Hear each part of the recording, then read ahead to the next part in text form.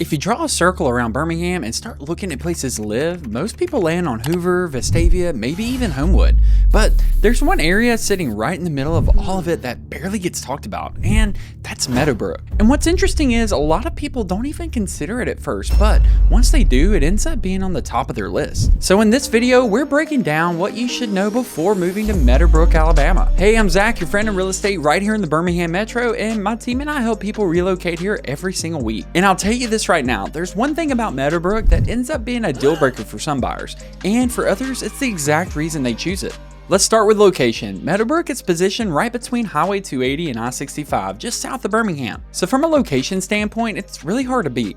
You're roughly 15 to 20 minutes away from downtown Birmingham, around 20 minutes away from UAB, 10 to 15 minutes away from Hoover, and you're sitting right between two major corridors. And this gives you options depending on where you work. But here's what people don't expect. Once you get inside Meadowbrook, it doesn't really feel busy at all. It feels tucked away, almost like you're removed from everything, even though you're right in the middle of it. And that hidden feeling carries over into the homes, so that's where things start to get interesting. So most of the homes in Meadowbrook were built between the 1970s and 1990s. So you're not walking into brand new builds, but that's not really why people choose this area. What you're getting here instead are larger homes overall, more spacing between properties, and floor plans that tend to offer more square footage. Now here's where this gets interesting. Price-wise, median home values roughly between $370,000 and $420,000 range. Updated homes are definitely pushing into the mid-400s and up, and condos and townhomes closer to the $175,000 to $250,000 mark. But when you break it all down by price per square foot, Meadowbrook often looks very different than nearby areas. Meadowbrook sits roughly at the $140 to $170 per square foot,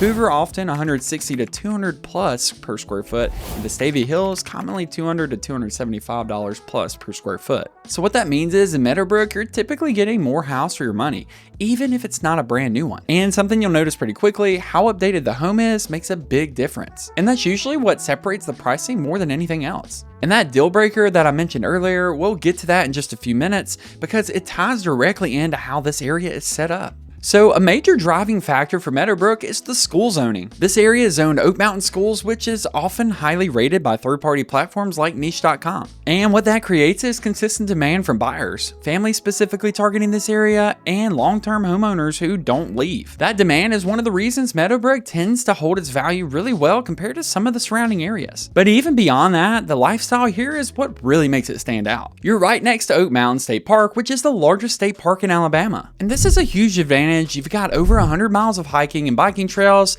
lakes for kayaking and fishing, you got camping, golf, outdoor recreation, and even inside the neighborhood, you'll notice quieter streets, less through traffic, a slower overall pace. It just feels a little more laid back compared to some of the faster growing suburbs nearby. But with that space and slower pace, there are a couple trade-offs you need to know. Alright, this is what I was talking about earlier. Meadowbrook isn't a walkable area at all. You're going to be driving to just about everything. And for some people, that's a deal breaker. But for others, that's exactly why they choose it. Now, the upside is you're still close to everything. You're within about 10 to 15 minutes. You've got the Summit, which is major shopping and restaurants. You got the whole 280 corridor and the dining options that are over there. You can even head over to Hoover, like spots in Brock's Gap or Trey Luna and walk-ons. And for your everyday needs, you have Publix, Walmart, Target. It's all nearby. And depending on your daily routine, that driving factor can show up in other ways too. Traffic is one of those things you want to think about ahead of time because depending on your commute, Highway 280 can get busy during peak hours.